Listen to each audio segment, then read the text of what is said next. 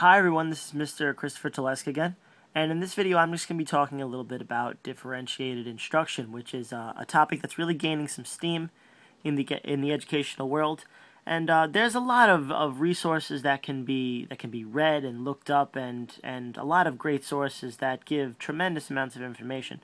But that's not the purpose of this video. In this video, I just want to explain to you how differentiated instruction can really be used to help all students, regardless of whether or not they have an IEP or they're off level or anything like that. So let me just read something from the second paragraph. The second paragraph starts off by saying that differentiated instruction is designed to improve access to the general education curriculum by adapting instruction to each student's diverse learning needs. Now, I think that's the part that we really need to focus on, is that we're trying to adapt our lessons and incorporate into our lessons topics, projects, ideas, themes, whatever you really need to use to get a good handle on it.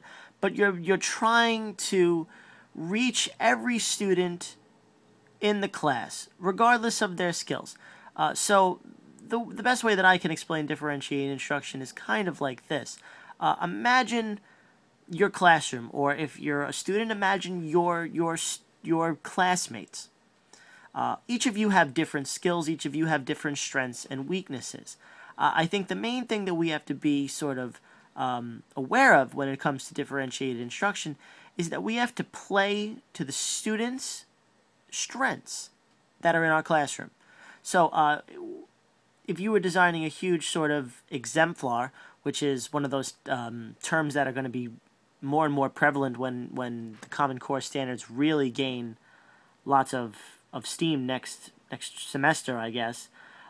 If you were design, and an exemplar is really nothing more than a huge sort of unit-based product or project that you'd be working on for an extended period of time. You'd be pairing, or you'd be grouping students, and you'd be designing components of the lesson with your various learners in mind. So you'd pair a student who, or you could, I'm not saying that you have to do it this way, but you could pair a student that has tremendous writing skills with a student that's more artistically based, with a student that would rather sort of explain the lesson that they're trying to put together. So now you've included a hands-on, a tactile, you've included a vocal, and in a way you've also included a visual learner. And they're going to put all of their sort of skills and talents together into one master product.